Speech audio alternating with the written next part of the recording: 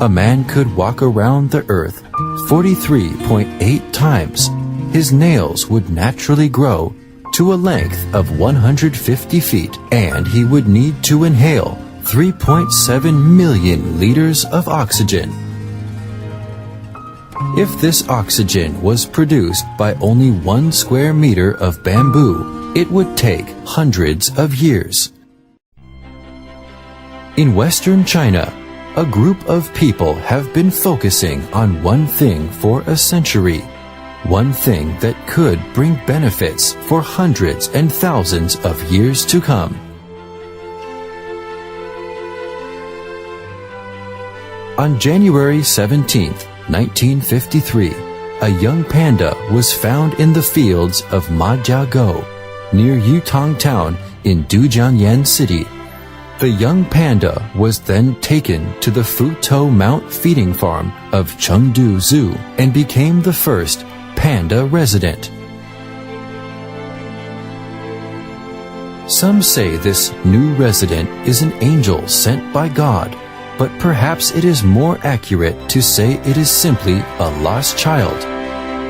Although giant pandas are carnivores, they were drawn to the bamboo-covered mountains of Sichuan, where they lingered day after day, eating bamboo leaves and sleeping in the bamboo forest.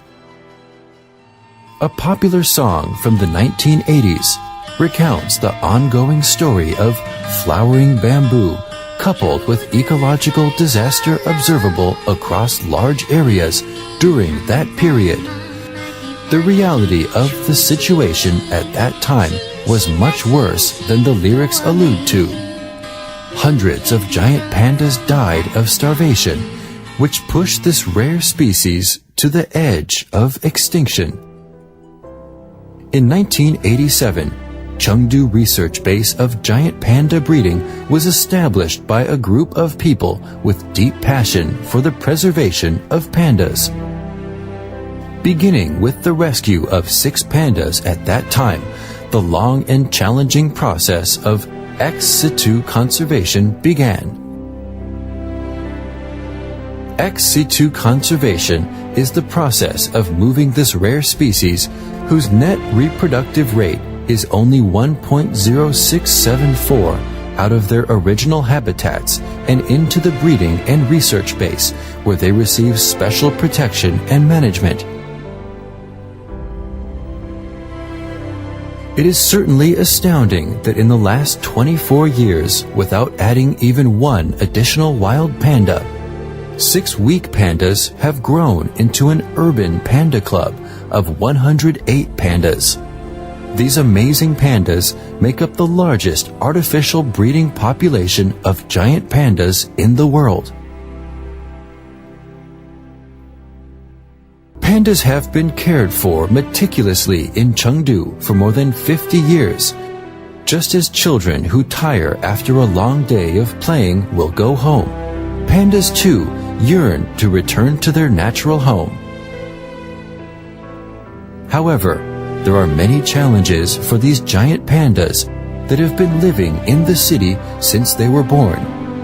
Will they be able to adapt to a new life in the wild? On January 11, 2012, the Dujiangyan Field Research Center for Giant Pandas will carry out the first step in its mission to release 6 giant pandas to the fields of Majiagou, where the first panda resident of Chengdu was rescued 58 years ago. In the next 50 years, the center will gradually relocate more giant pandas in phases, allowing them to return to and flourish in their hometown of Yutong. The process of artificial panda raising began in 1953. Since then, the first panda resident of Chengdu have grown up into a huge group of pandas, and 50 years later, they come back to Yutong. In these 100 years, it is difficult to imagine how these lovely angels feel about Chengdu. It is even harder to imagine what Chengdu would be without them. Over the past century, we have grown accustomed to these cute companions. Living and breeding in their own natural environment will allow these lovely angels to live for hundreds of years more. And our 100-year relationship with them will become our most cherished memory. A century, from a chance discovery in the field of Majiago to the eventual return home. If we love the pandas, it's time to release them home.